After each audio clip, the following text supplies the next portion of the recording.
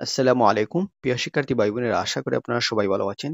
আমি ইয়াহিয়া মাহমুদ, আমাদের YouTube channel faithful ইংলিশে আপনাদের সবাইকে স্বাগতম।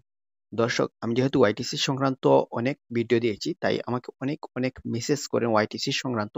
আজকে আমি আপনাদের সামনে এই বেশ কিছু প্রশ্নের উত্তর দিব এবং আপনাদেরকে কিছু হেল্প করার সাহায্য করব। তো গত ভিডিওটি আমরা আলোচনা করেছিলাম, সেটা হচ্ছে ওয়াইটিসি রেজাল্টটা উইথহেল্ড আসছে, সেই জন্য আপনাদেরকে সাজেশন করেছিলাম। যেটা বলছিলাম সেটা আইএলটিএস 10 আমার রিসেন্টলি অনেকেই আমাদের যারা স্টুডেন্ট আছে তারা শুরু করছে, যে আইএলটিএস এর প্রিপারেশন নেওয়া শুরু করছে। সেজন্য আপনাদেরকে বলছিলাম আইএলটিএস 10 বেটার বেটার হবে।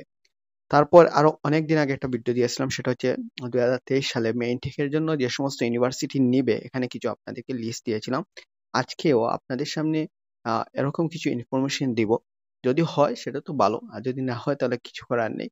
তাহলে আমি আপনাদেরকে প্রথমত আলোচনা করব আজকে হচ্ছে মে ইনটেকের জন্য পসিবল নয়, এই সেপ্টেম্বর সেশনের জন্য দু একটা ইউনিভার্সিটির নাম শুনেছি, সেটা হচ্ছে নাকি ওয়াইটিসি অ্যাকসেপ্ট করবে।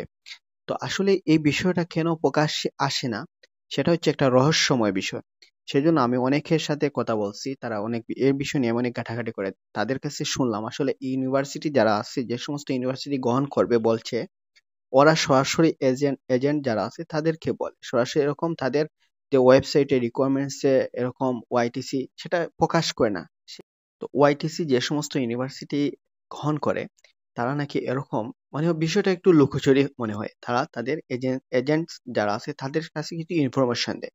তো আমি এরকম একজন এজেন্টের সাথে আমি কথা হয়েছে, যে ওয়াইটিসি মে ইনটেকের জন্য নয়, হচ্ছে সেপ্টেম্বর ইনটেকের জন্য আহ, গ্রহণ করতে পারে, এরকম পসিবিলিটি আছে। এরকম দুইটা ইউনিভার্সিটি আসলে ট্রাই করে দেখতে পারেন। যারা এমনও স্টুডেন্ট আছে, আমি আপনাদেরকে একটু মেসেজ করে দেখাই।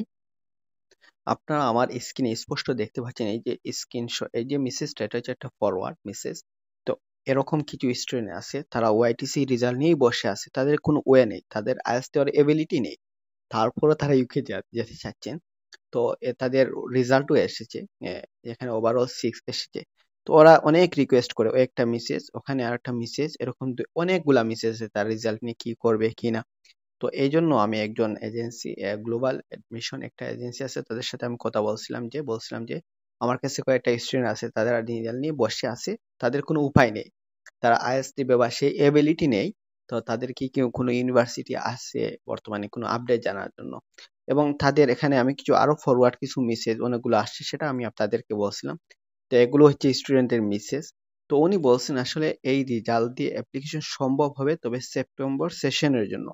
ওনার সাথে আমার দীর্ঘক্ষণ কথা হয়েছে, সরাসরি কথা হয়েছিল। তো উনি বলছেন যেটা হচ্ছে ওয়াইটিসি, আমি স্পষ্ট করে বললাম ওয়াইটিসি রেজাল্ট দিয়ে কি হবে, এখনো কি পসিবল আছে?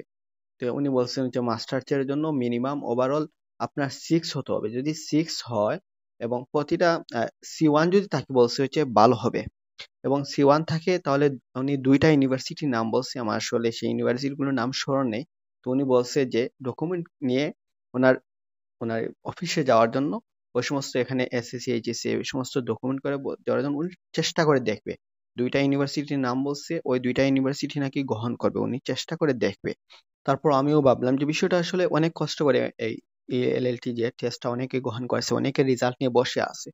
আসলে আপনারা চাইলে ওই যাদের রেজাল্টটা C1 আছে বা ওভারঅল 6 আছে, তারা চাইলে ওই দুইটা ইউনিভার্সিটি যারা, তারা যেখানে অ্যাপ্লাই করতে পারছে, ওখানে আপনারা অ্যাপ্লাই করতে পারেন। আপনার সমস্ত ডকুমেন্ট আমাদের ডেসক্রিপশন বক্সে যে হোয়াটসঅ্যাপ দেওয়া নম্বর দেওয়া থাকবে সেখানে, অথবা ইমেইলে আপনি দিতে পারেন। ওনারা চেষ্টা করে দেখতে পারেন, যদি হয় তাহলে বলো, আদারওয়াইজ আপনাদের জন্য আমার আগেরই সাজেশন থাকবে, আপনারা হচ্ছে আইএলটিএস দেন। আইএলটিএস দিলে এতে অনেক অনেক সুবিধা পাবেন।